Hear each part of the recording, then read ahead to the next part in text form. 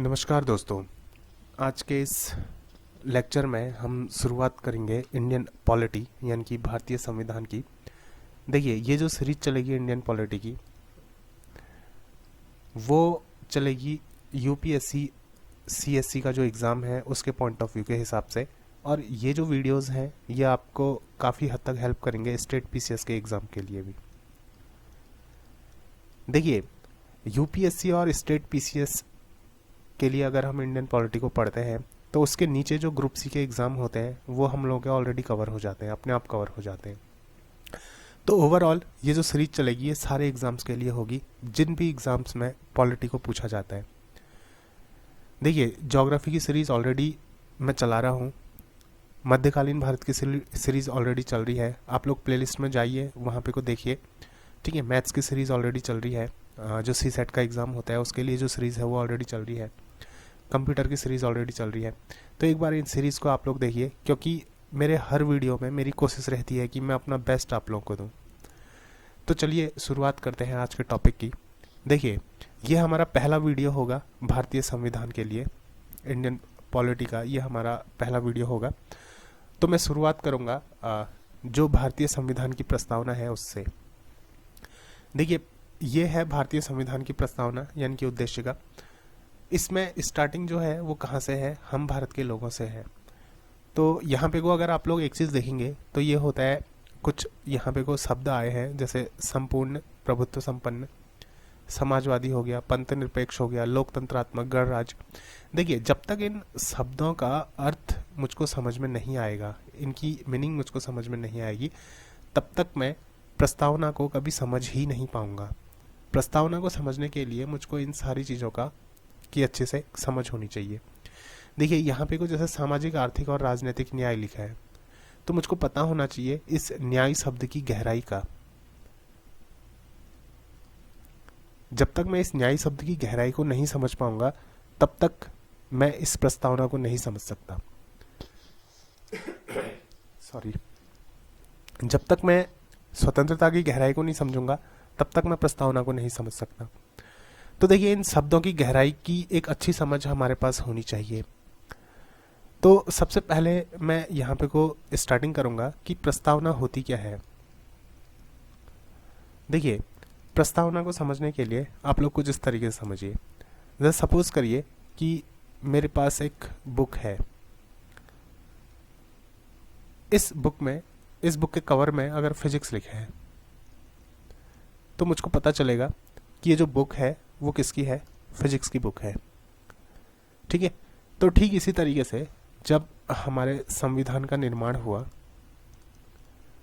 तो संविधान के निर्माण का मतलब क्या होता है कि हमारे देश को अगर चलाना है तो देश को चलाने के लिए कुछ नियम बनाए जाएंगे, कुछ कानून बनाए जाएंगे। देश में रहने वाले जो लोग हैं उनके लिए कुछ नियम बनाए जाएंगे, कुछ कानून बनाए जाएंगे। उनको क्या क्या आज़ादी मिलनी चाहिए इसके लिए कुछ मानक निर्धारित किए जाएंगे। ठीक है। देश में अलग अलग क्षेत्र के लोगों के लिए, ठीक है, उनके अधिकारों के लिए क्या क्या करना है, ये सारी चीज़ें संविधान में लिखी होगी। अब अगर हमारे संविधान को जानना है तो किसी ने क्या करना पड़ेगा कि पूरे संविधान को पढ़ना पड़ेगा। ऐसा ही तो होगा कि जब मैं पूरे संविधान को पढ़ूंगा तभी मुझको पता चलेगा कि संविधान में लिखा क्या है, और तब जाके मुझको ये क्लियर होगा कि हमारा जो देश है वो कैसा देश है, हमारे देश की इमेज कैसी है। ठीक है, यही तो होगा। अब एक नज़र में कोई भी संविधान को देख के ये नहीं बता सकता कि हमारा जो देश है वो कैसा देश है। तो इसलिए एक सार होना चाहिए कि जो कॉन्स्टिट्यूशन बनाया गया है, जो संविधान लिखा गया है, उस संविधान से हमारे देश की कैसी छवि प्रस्तुत होती है। ठीक है, इसका पता चलना चाहिए। तो प्रस्तावना क्या होती है? प्रस्तावना हमारे पूरे संविधान का सार है, मीन्स कि एक समरी है। ठीक है, जिससे ये पता चलता है कि हमारा देश कैसा है, हमारे देश की छवि कैसी है, हमारे देश की इमेज कैसी है, हमारा देश अगर काम करता है तो कौन कौन से तथ्य हैं जिनको ध्यान में रखकर वो काम करता है। तो प्रस्तावना है क्या? प्रस्तावना एक समरी है, एक सार है पूरे के पूरे संविधान का। ठीक है, तो देखिए अब यहाँ पे को कुछ चीज़ें समझनी है। जैसे ये है, ठीक है, एक बार स्टार्टिंग से प्रस्तावना को समझने की कोशिश करेंगे। देखिए जो प्रस्तावना है, प्रस्तावना को सबसे पहले संविधान में किसने अपनाया था?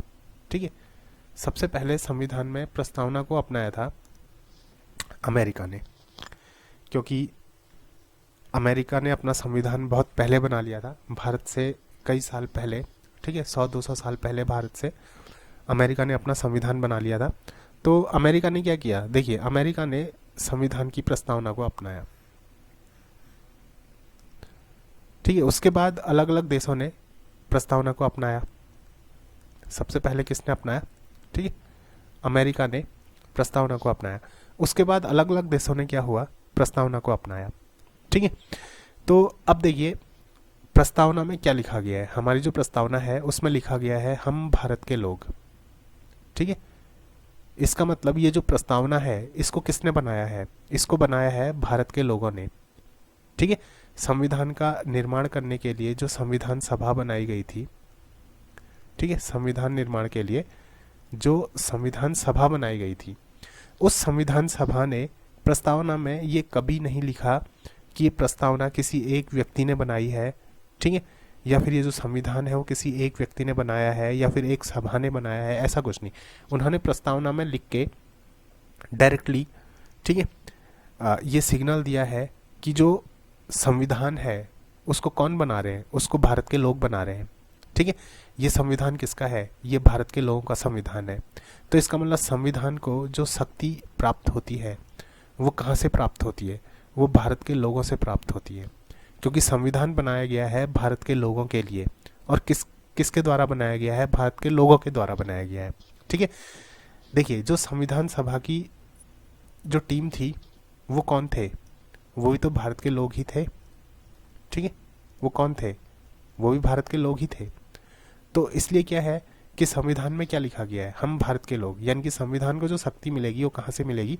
भारत के लोगों से मिलेगी।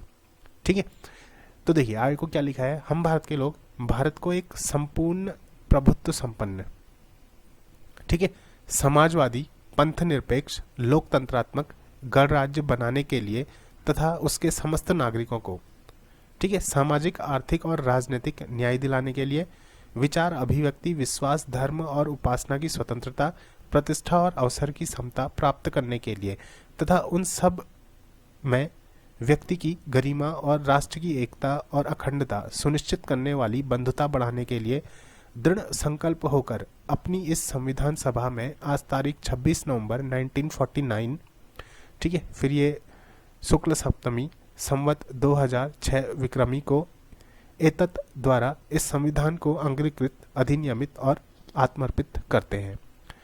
तो इस जो प्रस्तावना है, इस प्रस्तावना को मैं 4 पार्ट्स में बांटूंगा। ठीक है, कितने पार्ट्स में? 4 पार्ट्स में। अब किस किस तरीके से वो 4 पार्ट्स हैं उस चीज को देखना। देखिए प्रस्तावना के जो 4 पार्ट हैं, ठीक है, प्रस्तावना,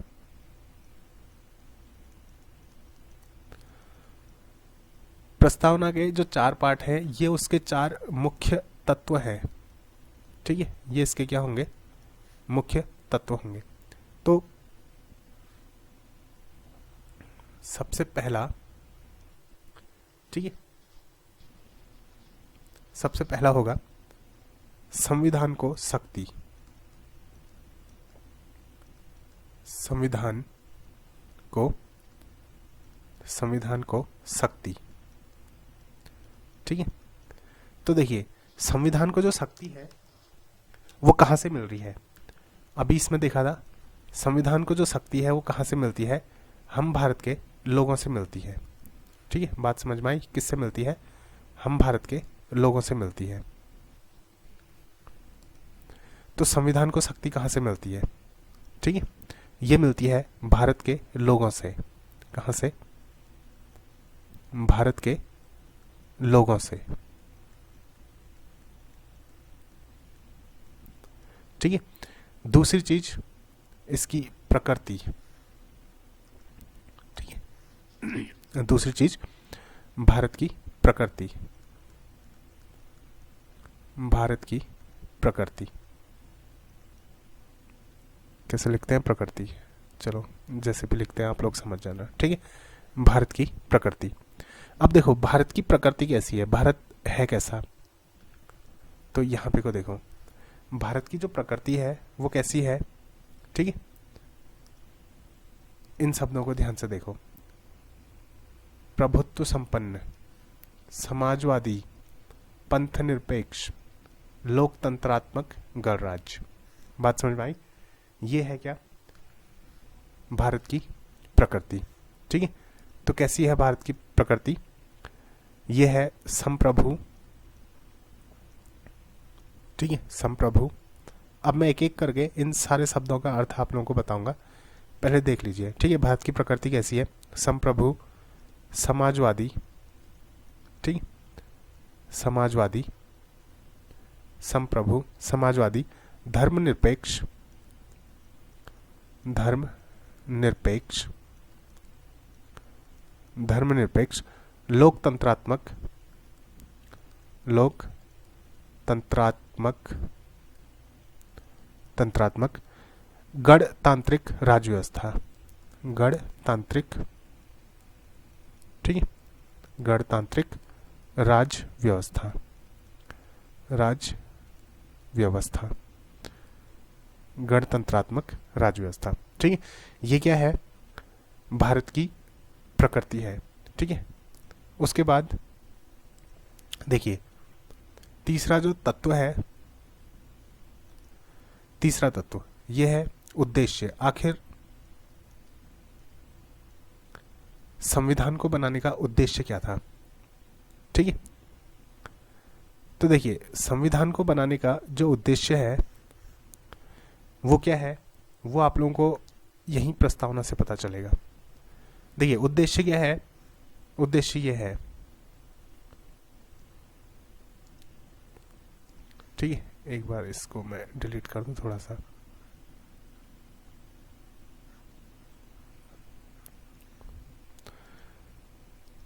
तो देखिए उद्देश्य ये है कि जो समाज है उसमें सामाजिक, आर्थिक और राजनीतिक न्याय, ठीक है, विचार, अभिव्यक्ति, विश्वास, धर्म और उपासना की स्वतंत्रता, यानी कि न्याय, स्वतंत्रता, समानता, ये क्या है, संविधान का उद्देश्य है कि सब लोगों को न्याय मिलना चाहिए, सब लोगों को स्वतंत्रता होनी चाहिए और सब लोगों में समानता होनी चाहिए, ठीक है। तो यहाँ पे को जो उद्देश्य है, उद्देश्य के अंदर क्या आ जाएगा, उद्देश्य के अंदर आ जाएगा न्याय, न्याय, स्वतंत्रता,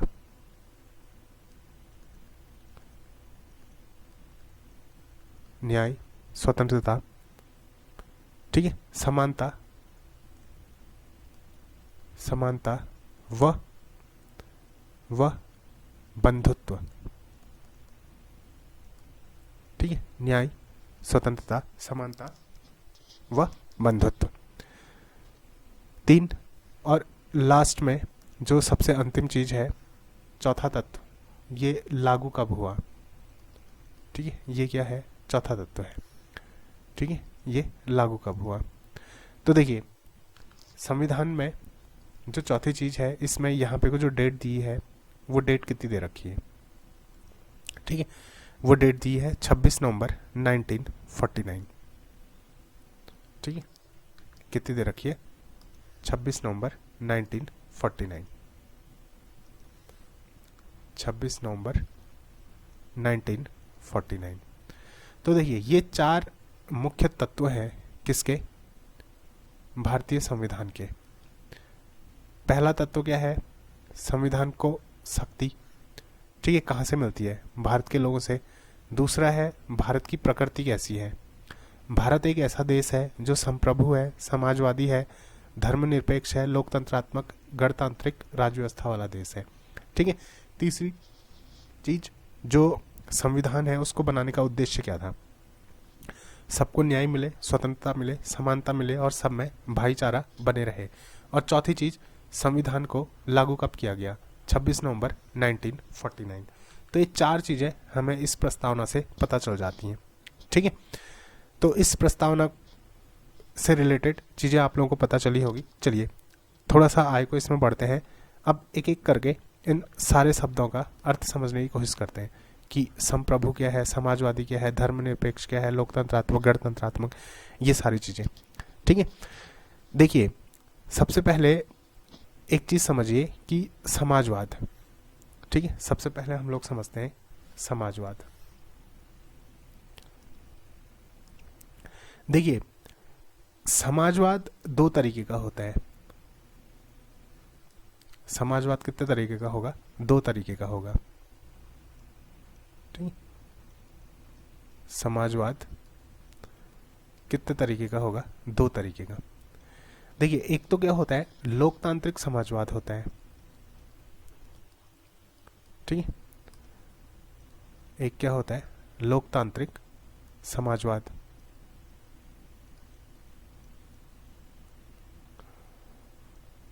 और दूसरा क्या होता है, ठीक है, दूसरा होता है साम्यवादी समाजवाद। और दूसरा क्या होता है, साम्यवादी समाजवाद।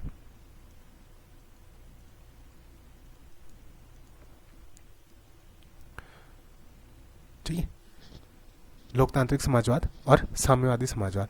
तो देखिए भारत में जो समाजवाद है वो कैसा है? ठीक है, भारत का समाजवाद होगा लोकतांत्रिक समाजवाद। ठीक, भारत का समाजवाद कैसा होगा? लोकतांत्रिक समाजवाद।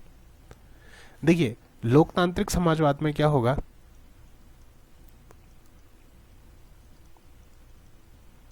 ठीक है, लोकतांत्रिक समाजवाद। देखिए समाजवाद का एक सिंपल सा अर्थ है, अगर मैं सीधे शब्दों में समझाऊं तो समाज के लिए जो भी चीज़ें करते हैं वो सब समाजवाद के अंदर आ जाएगा। ठीक है, अब लोकतांत्रिक समाजवाद में क्या होगा कि जो सरकारी तंत्र है और जो निजी तंत्र है, यानी कि जो प्राइवेट सेक्टर है और जो सरकारी सेक्टर है, वो सब क्या करेंगे, साथ साथ चलेंगे। ठीक है, आप लोगों ने देखा होगा जैसे इंडिया में क्या है कि गवर्नमेंटल सेक्टर है तो साथ साथ ही प्राइवेट सेक्टर भी है। ठीक है, प्राइवेट कंपनियां भी हैं और कुछ सेक्टर गवर्नमेंट के पास है, कुछ सेक्टर प्राइवेट है, कुछ सेक्टर दोनों जगह है। तो यहाँ पे को क्या होता है कि सरकारी तंत्र और निजी तंत्र एक साथ चलता है। लेकिन साम्यवादी समाजवाद में क्या होता है, देखिए साम्यवादी समाजवाद में सरकार क्या करती है, हर चीज का राष्ट्रीयकरण कर देती है। तो राष्ट्रीयकरण करने का मतलब क्या होता है? राष्ट्रीयकरण करने का मतलब होता है चीज़ों को सरकार अपने अंडर ले लेती है। जैसे क्या हुआ था, बैंकों का राष्ट्रीयकरण किया गया था। ठीक है, जब बैंकों का राष्ट्रीयकरण किया गया था तो जितने भी प्राइवेट बैंक थे, 14 बैंकों का जब एक साथ राष्ट्रीयकरण किया गया था तो 14 जो प्राइवेट बैंक थे उनको सरकार ने क्या किया था, अपने अंडर में ले लिया था। ठीक है, तो यहाँ क्या होता है, साम्यवादी समाजवाद में क्या होता है, एक तो चीज़ों का राष्ट्रीयकरण हो जाता है, दूसरा क्या होता है, जो निजी संपत्ति होती है उसका उन्मूलन हो जाता है। ठीक है, निजी संपत्ति का क्या होता है, उन्मूलन होता है। उन्मूलन बोलने का मतलब, देखिए राष्ट्रीयकरण किया तो सरकार ने क्या किया, जो प्राइवेट सेक्टर था उसको अपने कंट्रोल में ले लिया। इसका मतलब जो प्राइवेट प्रॉपर्टी थी, ठीक है, जो निजी संपत्ति थी वो क्या ले ली, सरकार ने अपने अंदर में ले ली। उत्पादन और वितरण के जो साधन होते हैं उनका क्या हो जाता है, राष्ट्रीयकरण हो जाता है। ठीक है, लोकतांत्रिक समाजवाद में ऐसा नहीं होता। लोकतांत्रिक समाजवाद में क्या होता है कि जो गवर्नमेंटल सेक्टर है और जो प्राइवेट सेक्टर है वो साथ साथ चलते हैं। यही मिश्रित अर्थव्यवस्था में भी होता है। ठीक, तो भारतीय समाजवाद क्या है, देखिए जो भारतीय समाजवाद है, ठीक है, भारतीय समाजवाद वो 2 चीज़ों का मिक्सचर है। ठीक है, इसमें मार्क्सवाद और गांधीवाद का मिला जुला रूप है। ठीक है, किसका, मार्क्सवाद और गांधीवाद, और ठीक है, मार्क्सवाद और गांधीवाद का क्या है, ये मिला जुला रूप है। ठीक है, मार्क्सवाद और गांधीवाद का क्या होगा, मिला जुला रूप होगा। गांधीवाद का मिला जुला रूप है कौन, भारतीय समाजवाद। ठीक है, उसके बाद इसमें जो दूसरा टर्म था, देखिए समाजवाद हो गया। यहाँ पे को देखिए, एक स्टार्टिंग में क्या है, स्टार्टिंग में है संपूर्ण प्रभुत्व संपन्न। ठीक है, तो संपूर्ण प्रभुत्व संपन्न इसका मतलब क्या होता है, देखिए प्रभुत्व संपन्न का मतलब क्या होता है, प्रभुत्व संपन्न का मतलब हुआ कि जो भारत है वो पूर्ण रूप से क्या है, पूर्ण रूप से आजाद है। ठीक है, प्रभुत्व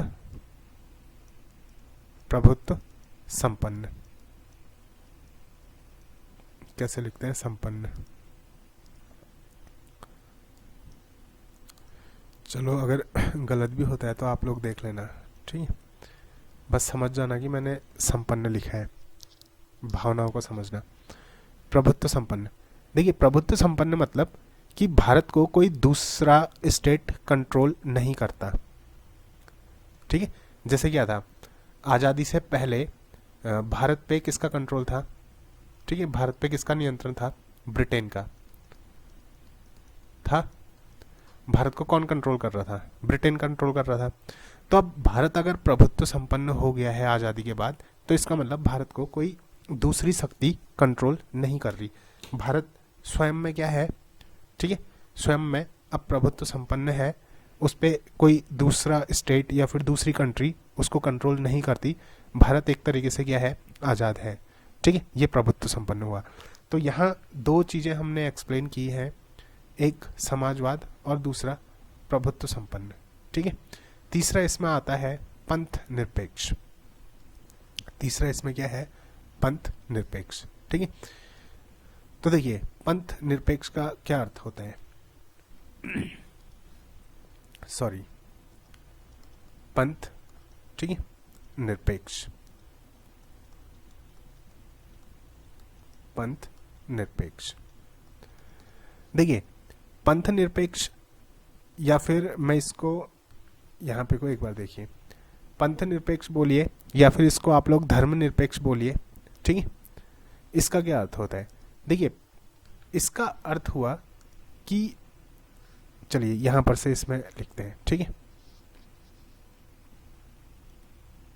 धर्मनिरपेक्ष,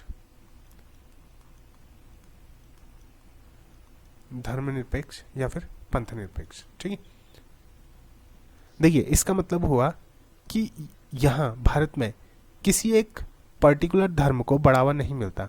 यहाँ सारे धर्म क्या है, ठीक है, यहाँ सारे धर्म क्या है, समान है। ठीक है, यहाँ सारे धर्म क्या होंगे, समान होंगे। किसी एक धर्म को बढ़ावा नहीं मिलेगा। ऐसा नहीं कि हिंदू धर्म को बढ़ावा मिला। ठीक है, आप लोगों ने देखा होगा भारत में बहुत सारी अलग अलग, ठीक है, अलग अलग धर्म है, अलग अलग जातियां हैं, सब एक साथ रहते हैं। ठीक है, भारत में क्या है, जितने आप लोगों को भारत में हिंदू मिलेंगे, ठीक है, उतने ही मुस्लिम भी मिलेंगे, सिख, क्रिश्चियन। ठीक है, हाँ बस संख्या में कम ज़्यादा ज़रूर हो सकते हैं, बट है कहाँ, सब भारत में ही तो है, एक साथ रहते हैं। तो भारत क्या है, एक धर्मनिरपेक्ष, ठीक है, राज्य है। अब देखिए भारत को अगर मैं राज्य बोल दूं कभी कभार, तो उसमें चिंतित मत होना। ठीक है, भारत देश है, ये आप लोगों ने सुना है, बट अगर मैं भारत को राज्य बोल दूं तो भी कुछ गलत नहीं है। ठीक, देखिए राज्य का अर्थ क्या होता है, राज्य का मतलब क्या होता है, राज्य का मतलब होता है एक ऐसा क्षेत्र जिसकी क्या है, कुछ भौगोलिक सीमाएं हैं, निश्चित भौगोलिक सीमाएं हैं। ठीक है, मीन्स कि एक ऐसा एरिया जिसका क्या होगा, अपनी एक पर्टिकुलर बॉर्डर होगी। तो बताइए इंडिया की एक पर्टिकुलर बॉर्डर है या नहीं है, बताइए, है ना बॉर्डर। तो भारत क्या को मैं क्या बोल सकता हूँ, भारत को मैं राज्य बोल सकता हूँ, कोई दिक्कत नहीं है उसमें। ठीक है, फिर भी मैं कोशिश करूँगा उसको देश बोलने की। तो देखिए भारत एक कैसा देश होगा, ठीक है, जहाँ हर धर्म को क्या मिलेगा, समान महत्व मिलेगा। किसी भी एक धर्म को या फिर किसी भी एक धर्म का फेवर नहीं किया जाएगा। हर धर्म यहाँ क्या है, समान है। इसी को हम लोग क्या बोलते हैं, धर्म निरपेक्ष बोलते हैं। ठीक है। उसके बाद देखिए, उसके बाद जो अगला हमारा इसमें टर्म था वो क्या था, वो था लोकतांत्रिक। ठीक है, सॉरी, लोकतांत्रिक हम लोग एक्सप्लेन कर चुके हैं, क्या क्या एक्सप्लेन हो चुका है हमारा। ठीक,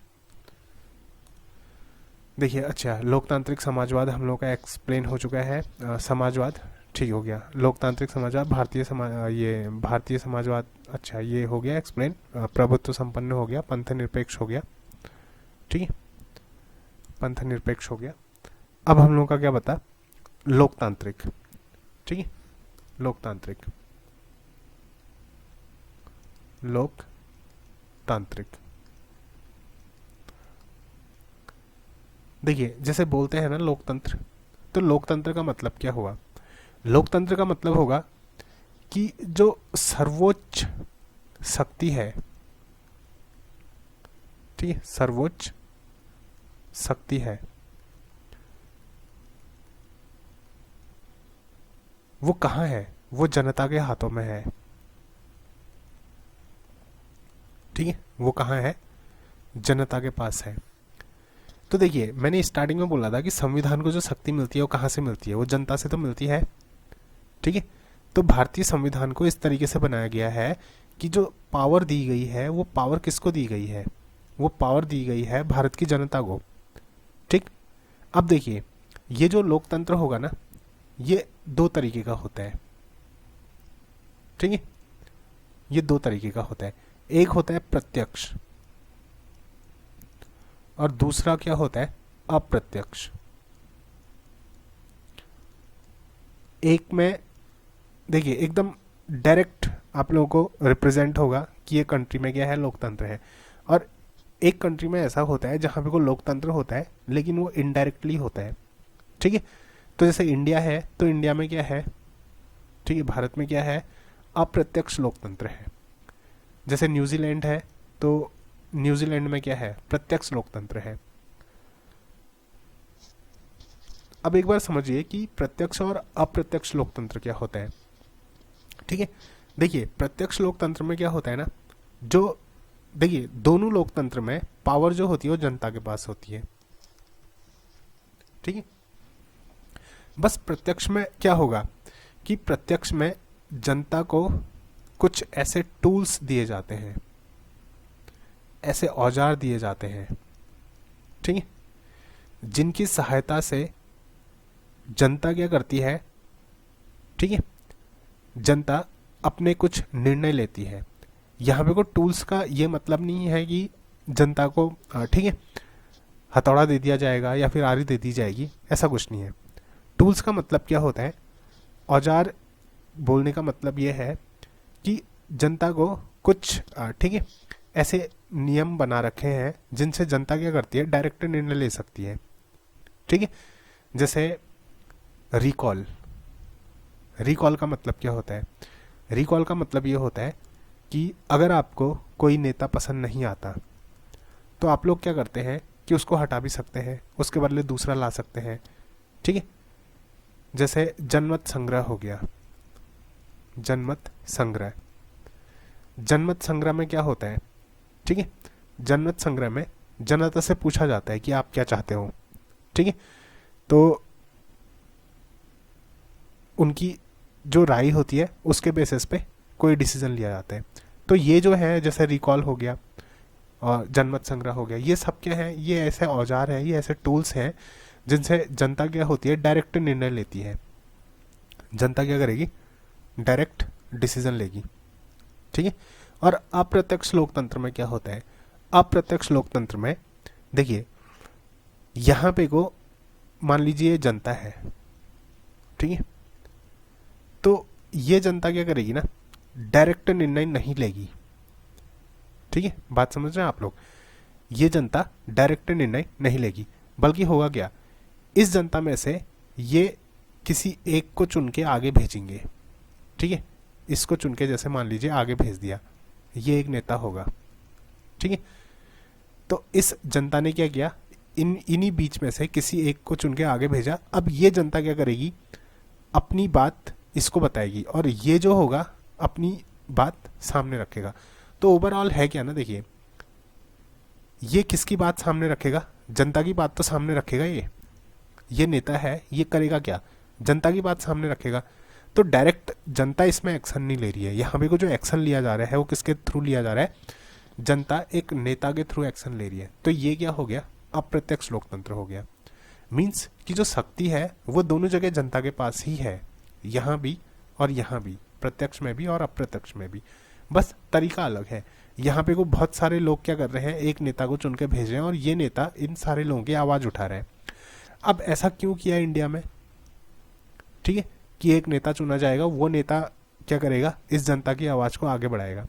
देखिए ऐसा इसलिए किया गया कि देखिए जैसे जनमत संग्रह वगैरह जो होता है ना, ये तब ठीक होता है जब क्या होता है, किसी देश में या फिर किसी क्षेत्र में, ठीक है, जो जनता होती है या तो वो एक ही धर्म की हो, ठीक है, या फिर एक ही समुदाय की हो, तो वहाँ पे कोई डिसीजन लेना थोड़ा आसान होता है। अब होगा क्या कि इंडिया जैसी कंट्री में, ठीक है, किसी भी मैटर पे, किसी भी सब्जेक्ट पे एक राय नहीं बन सकती, क्योंकि देखिए बहुत अलग अलग समुदाय के लोग यहाँ पे को हैं, अलग अलग धर्म के लोग यहाँ पे को हैं, ठीक है। मान लीजिए कोई बिल पास करवाना है, कुछ भी पास करवाना है, तो क्या सब लोग एग्री हो जाएंगे, बताइए। अगर बिल पास, कोई ऐसा बिल है जो हिंदुओं के फेवर में है, तो ऑब्वियसली मुस्लिम एग्री नहीं होंगे। अगर कोई ऐसा बिल है जो मुस्लिमों के फेवर में है, तो ऑब्वियसली हिंदू एग्री नहीं होंगे, ठीक है। तो वैसे ही क्रिश्चियनिटी हो गई, ठीक है, बुद्धिस्ट यहाँ पे को है, जैनिज़्म यहाँ पे को है, और ये अलग अलग संप्रदाय हैं, अलग अलग धर्म हैं, तो सबको एक राय पे नहीं लिया जा सकता।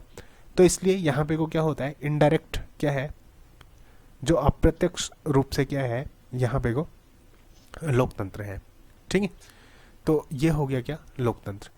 तो संविधान के ये जो शब्द थे ये आपको समझ में आ गए होंगे, ठीक है। देखिए क्या क्या है वो शब्द, जैसे यहाँ पे को था संपूर्ण, प्रभुत्व संपन्न, पंथ निरपेक्ष, समाजवादी, लोकतंत्र, गणराज्य, ये सारे शब्द आप लोगों को समझ में आ गए होंगे। तो इस प्रस्तावना को हमने 4 पार्ट्स में बांटा था, ठीक है। ये प्रस्तावना का पहला पार्ट हो गया। दूसरा पार्ट कि न्याय क्या है, स्वतंत्रता क्या है, समता क्या है, ठीक है।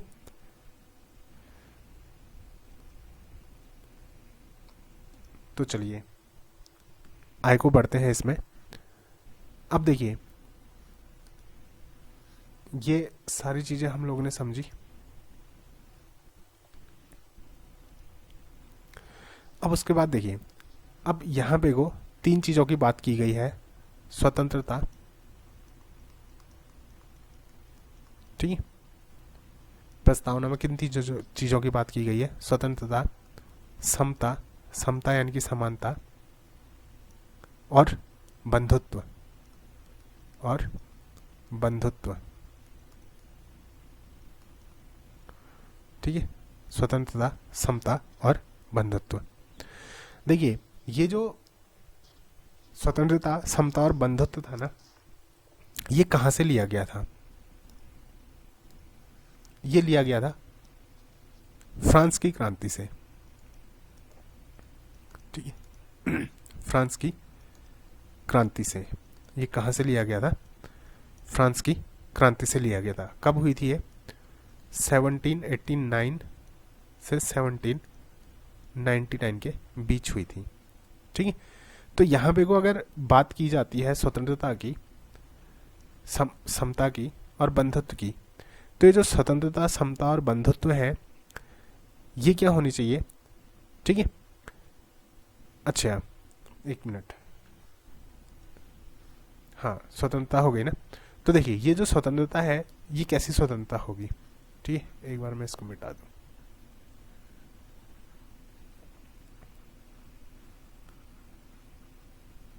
ठीक है, सॉरी। तो ये जो स्वतंत्रता है ये कैसी स्वतंत्रता है, देखिए ये स्वतंत्रता है न्याय की, ठीक है। सॉरी, ये जो स्वतंत्रता है ये विचारों की स्वतंत्रता है, ये अभिव्यक्ति की स्वतंत्रता है, ये विश्वास की स्वतंत्रता है, धर्म और उपासना। ठीक है, तो क्या क्या चीज़ें यहाँ पे को दे रखी हैं, देखिए यहाँ पे को दे रखी हैं विचार, अभिव्यक्ति, ठीक है, स्वतंत्रता किस किस चीज की, स्वतंत्रता होगी किसकी, विचारों की, स्वतंत्रता होगी अभिव्यक्ति की, ठीक है, आपको अपने विचार रखने का पूरा अधिकार है, आपको बोलने का पूरा अधिकार है, ठीक है, यह अभिव्यक्ति हो गया। ठीक है, और क्या है इसमें, देखिए यह है विश्वास, धर्म और उपासना। देखिए आपके विश्वास के साथ कोई छेड़छाड़ नहीं की जाएगी, आपके धर्म के साथ कोई छेड़छाड़ नहीं की जाएगी, आप जिस धर्म को मानना चाहते हैं, जिस धर्म को अपनाना चाहते हैं, आप स्वतंत्र हैं, आप अपने विचारों को रख सकने के लिए स्वतंत्र हैं, आपको बोलने की आज़ादी है, आपको अभिव्यक्ति की आज़ादी है। ठीक है, अब देखिए जैसे अभिव्यक्ति की आज़ादी दी है ना, अभिव्यक्ति यानी कि आपको, ठीक है, अपनी बात रखने का पूरा अधिकार है। अब देखिए बोलने की आज़ादी का ये मतलब नहीं होता है कि आप किसी को गाली दे दो, ठीक है, या फिर आप किसी को अपमानित कर दो।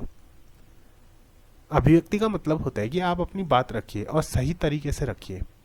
ठीक है, ये सारी आज़ादी क्या है, प्रस्तावना में दी गई है। उसके बाद देखिए, उसके बाद आता है यहाँ पे को, ठीक है, पहले मैंने न्याय बताना चाहिए था लेकिन समता बता दी, चलो ठीक है, न्याय, न्याय और समता एक साथ बता देता हूँ। ठीक है, तो देखिए न्याय, न्याय जो है वो कैसा न्याय होना चाहिए, ठीक है, न्याय, न्याय कैसा न्याय होगा, देखिए ये जो न्याय होगा, ठीक है, ये यहाँ पे को देखिए सामाजिक, आर्थिक और राजनीतिक न्याय होगा। बोलने का मतलब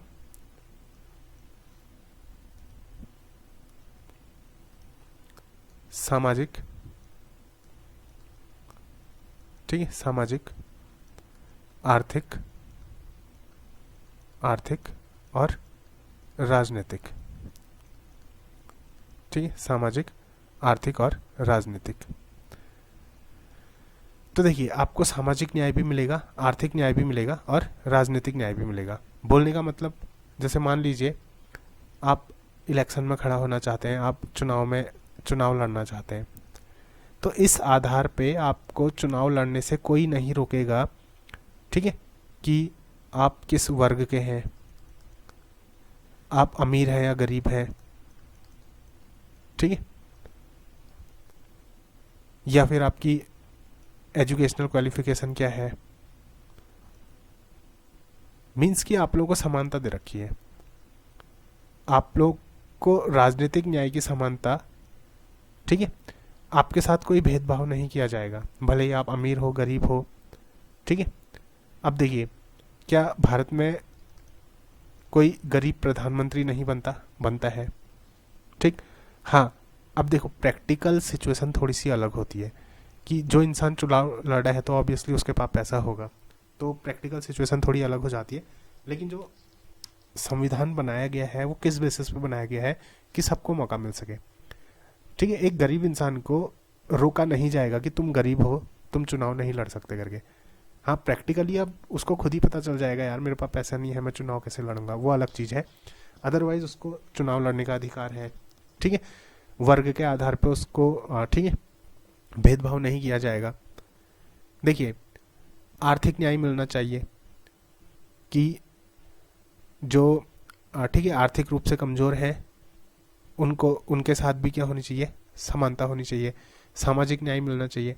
तो न्याय के जो है, न्याय के अलग अलग क्या है, पहलू है कि वो सामाजिक हो सकता है, आर्थिक हो सकता है, राजनीतिक हो सकता है। और ये जो न्याय लिया गया था, सामाजिक, आर्थिक और राजनीतिक न्याय, इसकी जो धारणा थी वो कहाँ से ली गई थी, ये ली गई थी रूसी क्रांति से, रूसी क्रांति से। ठीक है, तो अपने हर वीडियो में मैं आप लोगों को एक होमवर्क देता हूँ, तो ये जो होमवर्क है कि रूसी क्रांति कब हुई थी, ये आप लोगों ने चेक करना है। और रूसी क्रांति में क्या हुआ था, ये भी आप लोगों ने चेक करना है, ठीक है। अब देखिए, और लास्ट में जो चौथी चीज थी वो क्या थी, संविधान की तारीख। तो संविधान की तारीख मैं ऑलरेडी आप लोगों को बता चुका हूँ, तो उसको ज़्यादा करने की ज़रूरत नहीं है। अब यहाँ पे को एग्ज़ाम पॉइंट ऑफ व्यू के हिसाब से कुछ, ठीक है, स्टेटमेंट वगैरह पूछे जाते हैं, तो इन स्टेटमेंट को भी आप लोग ध्यान में रखना।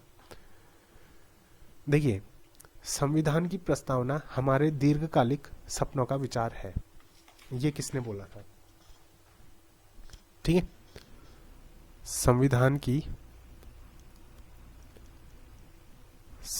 की प्रस्तावना,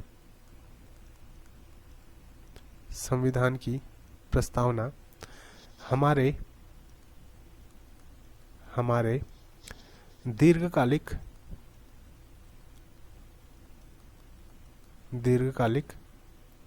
प्रस्तावना हमारे दीर्घकालिक सपनों का विचार है,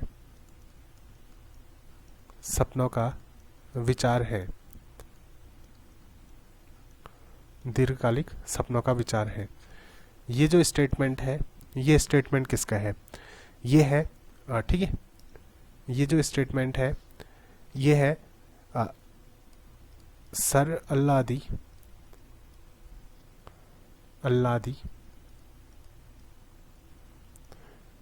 कृष्णस्वामी अय्यर,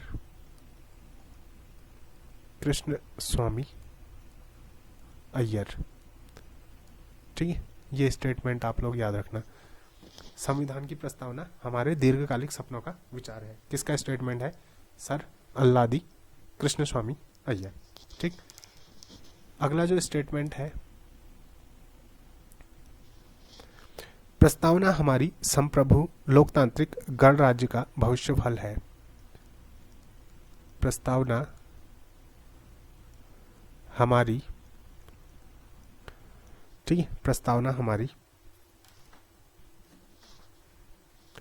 संप्रभु लोकतांत्रिक, हमारी संप्रभु, ठीक, संप्रभु लोकतांत्रिक,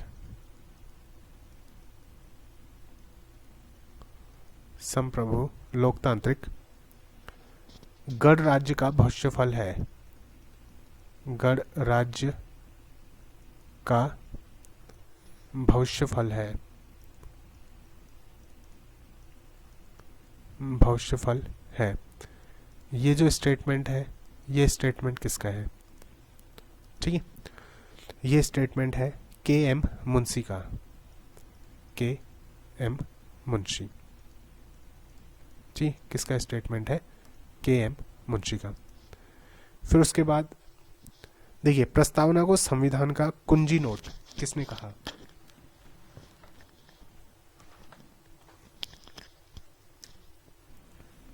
ठीक, प्रस्तावना को, ठीक है, संविधान का कुंजी नोट, संविधान का कुंजी नोट,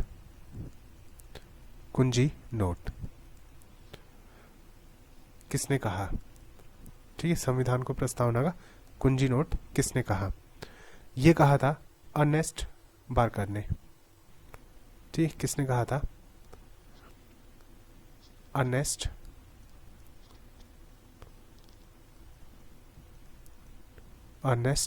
बार्कर ने, ठीक, संविधान को, सॉरी, प्रस्तावना को संविधान का कुंजी नोट किसने कहा, अर्नेस्ट बार्कर ने, ठीक है। उसके बाद देखिए, अब एक सवाल उठा था कि ये जो प्रस्तावना है क्या संविधान का भाग होगी या नहीं, ठीक है, जो प्रस्तावना है क्या ये प्रस्तावना संविधान का भाग है या नहीं। तो 1960 में बेरुबाड़ी संघ मामला आया था, बेरुबाड़ी, ठीक, बेरुबाड़ी संघ मामला 1960 में क्या हुआ था, बेरूबाड़ी संघ मामला आया था। तो उसमें सुप्रीम कोर्ट ने, ठीक है, सुप्रीम कोर्ट ने ये बोला था कि प्रस्तावना संविधान का भाग नहीं है। इस मामले में क्या बोला था, जो प्रस्तावना है वो संविधान का भाग नहीं है, ठीक है, संविधान का भाग नहीं है, ये बोला था किसमें, बेरूबाड़ी, जो बेरूबाड़ी संघ मामला था 1960 का। बट क्या हुआ, 1973 में सुप्रीम कोर्ट ने अपने इस फैसले को बदल दिया, ठीक है। 1973 में जो केस आया वो था केशवानंद भारती मामला, ठीक, केशवानंद भारती, ठीक, भारती मामला। तो इसमें सर्वोच्च न्यायालय ने क्या किया कि अपने पिछले, ठीक है, फैसले को पलट दिया। उन्होंने बोला कि जो प्रस्तावना है, ठीक है, प्रस्तावना क्या है, संविधान का भाग है, ठीक है, संविधान का भाग है। प्रस्तावना क्या होगी, संविधान का भाग होगी, ठीक है।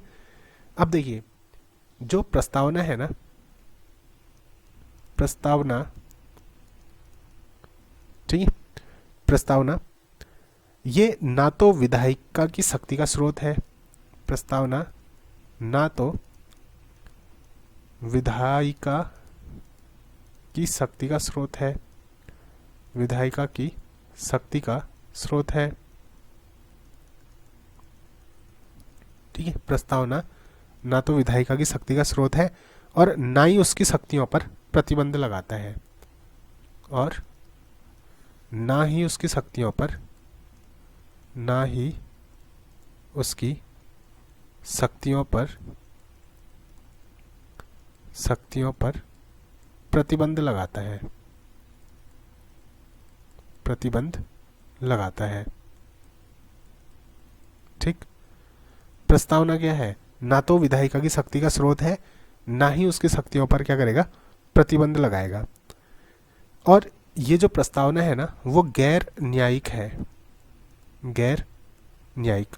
गैर न्यायिक का मतलब क्या होता है, गैर न्यायिक का मतलब होता है कि प्रस्तावना को सुप्रीम कोर्ट में या फिर न्यायालय में, ठीक, न्यायालय में चुनौती नहीं दी जा सकती, चुनौती नहीं दी जा सकती। मतलब जैसी बन चुकी है प्रस्तावना तो बन चुकी है, ठीक है। आप ये नहीं बोल सकते हैं कि प्रस्तावना में यहाँ पे कोई ये चीज़ गलत लिखी है, उसके लिए ऐसा है और मैं उसके लिए कोर्ट चले जाऊँगा, ठीक है, ऐसा नहीं कर सकते। प्रस्तावना जो है वो गैर न्यायिक है, इसका मतलब आप लोग कोर्ट में इसके लिए कुछ नहीं डाल सकते हैं, ठीक है। देखिए, सुप्रीम कोर्ट ने एक और व्यवस्था दी। सुप्रीम कोर्ट ने बोला कि प्रस्तावना में, ठीक, प्रस्तावना में संशोधन हो सकता है, ठीक है, संशोधन हो सकता है, हो सकता है, बट, ठीक, चलो बट ही लिख देता हूँ, ठीक है। बट क्या होगा ना, प्रस्तावना में संशोधन हो सकता है, लेकिन उसका जो मूल ढांचा है ना, मूल ढांचा वो बरकरार रहे, वो बिगड़ना नहीं चाहिए। जैसे मूल ढांचा क्या है, ये है मूल ढांचा कि संविधान में ये जो शब्द लिखे हैं ना, ठीक है, जैसे क्या हो गया, पंथ निरपेक्ष, लोकतंत्रात्मक, गणराज्य है, संप्रभुत्व है, प्रभुत्व संपन्न है, ठीक है, और ठीक है, यहाँ पे को न्याय मिलेगा, स्वतंत्रता होगी, समता होगी, ये बदलना नहीं चाहिए। प्रस्तावना में आप चेंजेस ला सकते हैं, संशोधन कर सकते हैं, लेकिन ये मूल ढांचा जो है ये बदलना नहीं चाहिए, ठीक है। ये उसका क्या है, मूल ढांचा है। ऐसा नहीं कि आप लोगों ने संविधान में संशोधन किया और प्रभुत्व संपन्न को हटा दिया, या फिर समाजवादी को हटा दिया, या फिर पंथ निरपेक्ष को हटा दिया, ऐसा नहीं कर सकते हैं, ठीक है। ये जो मूल ढांचा है वो बरकरार रहना चाहिए। हाँ, संशोधन करके कोई और चीज़ अगर जोड़ना चाहते हैं तो जोड़ सकते हैं। जैसे ये जो शब्द थे ये कब जोड़े गए थे, संपूर्ण प्रभुत्व संपन्न समाजवादी पंथ निरपेक्ष लोकतंत्रात्मक गणराज्य, ये सारे शब्द 42वें संशोधन में जोड़े गए थे, ठीक है। तो संशोधन हो सकता है लेकिन जो मूल ढांचा है उसमें कोई परिवर्तन नहीं आना चाहिए, ठीक। तो ये थी क्या, प्रस्तावना। तो उम्मीद करता हूँ कि प्रस्तावना आप लोगों के अच्छे से समझ में आ गई होगी। मिलते हैं अगले लेक्चर में, तब तक के लिए धन्यवाद, नमस्कार।